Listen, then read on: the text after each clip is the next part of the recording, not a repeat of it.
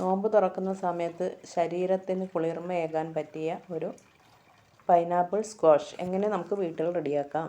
അതിനായിട്ട് ഒരു വലിയ പൈനാപ്പിൾ ചെറിയ കഷ്ണങ്ങളാക്കി മിക്സിയിൽ ജ്യൂസാക്കി അടിച്ചെടുക്കുക. അതിനുശേഷം നമ്മളൊരു പാത്രം സ്റ്റൗവിൽ വെച്ചിട്ട് ആ ജ്യൂസ് അതിലോട്ട് ഒഴിക്കുക. ഒരു ചെറിയ 1-2 കഷ്ണം ഇഞ്ചി ചേർക്കണം. അതിലോട്ട് ഒരു വലിയ പൈനാപ്പിളിന് 250 ഗ്രാം പഞ്ചസാര എന്ന തോതിൽ ചേർക്കണം. എന്നിട്ട് നന്നായിട്ട് ഇളക്കി അതിലെ വെള്ളത്തിൻ്റെ അംശം നന്നായിട്ട് വറ്റണം. സ്ക്വാഷ് നമ്മൾ തണുത്ത് കഴിഞ്ഞ് കുപ്പിയിലാക്കിയാൽ കേടാകാതെ ഇരിക്കണമെങ്കിൽ വെള്ളത്തിൻ്റെ അംശം ഉണ്ടാകരുത്. അങ്ങനെ വറ്റി വരുന്നതിലോട്ട് ഒരു ചെറുനാരങ്ങ പിഴിഞ്ഞതും കൂടി ചേർക്കണം. വീണ്ടും നന്നായിട്ട് നാരങ്ങയുടെ ആ വെള്ളത്തിൻ്റെ അംശം കൂടി വറ്റി നല്ലോണം കുറുക്കിയെടുക്കുക.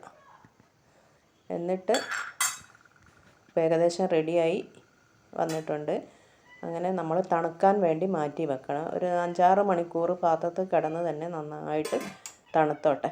അതിന് ശേഷം നമ്മൾ ഒരു ഗ്ലാസ് ജാർ എടുത്തിട്ട് ഈ തണുത്ത സ്ക്വാഷ് കുപ്പിയിലേക്ക് ഒഴിച്ച് വെക്കണം. ഒത്തിരി നാൾ വേണമെങ്കിലും കേടുകൂടാതെ ഫ്രിഡ്ജിൽ വെച്ചാൽ ഇരിക്കുന്ന ഒരു സ്ക്വാഷാണ്. നിങ്ങളെല്ലാവരും ഇതുപോലെ ട്രൈ ചെയ്ത് നോക്കണം. സമയമില്ലാത്തവർ പെട്ടെന്ന് പൈനാപ്പിളൊന്നും ചെത്തി ജ്യൂസ് അടിക്കേണ്ട ആവശ്യമില്ലല്ലോ. ഇങ്ങനെ സ്ക്വാഷൊക്കെ ഓരോ ഫ്രൂട്ട്സിൻ്റെ സ്ക്വാഷ് നമുക്ക് വീട്ടിൽ ഫ്രിഡ്ജിൽ തയ്യാറാക്കി വെച്ചാൽ നമുക്ക് പെട്ടെന്ന് എടുത്തിട്ട് നമ്മുടെ ആവശ്യത്തിന് ഉപയോഗിക്കാവുന്നതേ ഉള്ളൂ. നിങ്ങളെല്ലാവരും ട്രൈ ചെയ്ത് നോക്കുക. ഇഷ്ടമായെങ്കിൽ ലൈക്ക് ചെയ്യുക, ഫോളോ ചെയ്യുക. Okay, thank you, bye bye.